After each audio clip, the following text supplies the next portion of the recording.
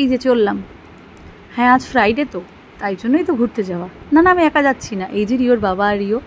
আর হ্যাঁ, শুধু আমরাই নয়, ওই যে আমাদের মায়াপুরের টিম, ওই যে ত্রিহু, রিওর বেবি, ওর ফ্যামিলিও কিন্তু ছিল। আমরা সবাই একসাথেই ঘুরতে যাই। কেন জানো? কারণ রিওর বাবা আর ত্রিহুর বাবার তো একই দিনে অফ ডে, তাই জন্য আমরা ফ্রাইডেটাই বেছে নিই ঘুরতে যাওয়ার জন্য।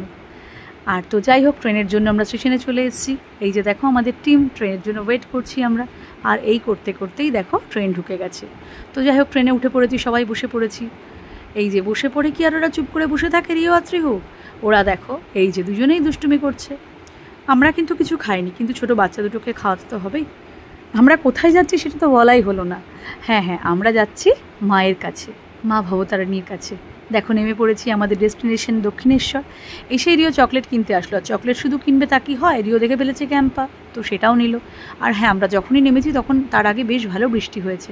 তো যাই হোক, বৃষ্টি পেরিয়ে এই যে দেখো আমরা স্কাইওয়াকে উঠে দক্ষিণেশ্বর স্টেশন থেকে একদম স্কাইওয়াক করে সোজা মন্দিরের পথে যাচ্ছি। আর এদিকে দেখো ঠাকুরের পুজোর সামগ্রী নিয়ে নিচ্ছি, পুজোর ডালা একদম নিয়ে একদম এই দেখো আমরা মন্দিরের দিকে চলে আসছি।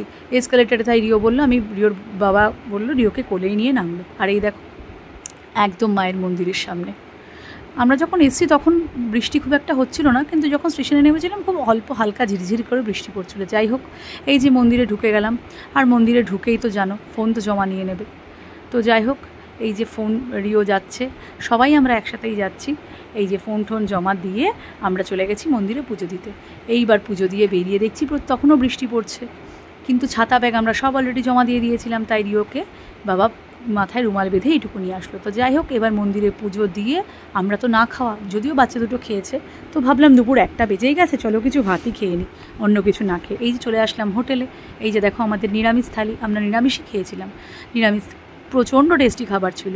এরই মাঝে দেখো রিওর কিন্তু ড্রেসও চেঞ্জ হয়ে গেল। কেন জানো? ভিজিয়ে ফেলেছিল। আর বাচ্চারা থাকলে বাচ্চারা ড্রেস তো ভেজাবেই, তাই জন্যই তো আমাদের এত বড় বড় ব্যাগ, কাদের জন্য।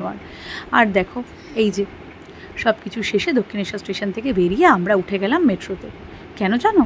দক্ষিণেশ্বরে আসবো পুজোর আগে, আর মেট্রো তো মানে স্প্ল্যানেডে যাব না, তা তো হতে পারে না। তো কেনাকাটির জন্য তো অবশ্যই রিওর মা, ত্রিহুর মা সবসময় রেডি। তো চলে এসেছি আমরা স্প্ল্যানেডে। এসে কিন্তু আমরা বেশ কিছু কেনাকাটি করেছি।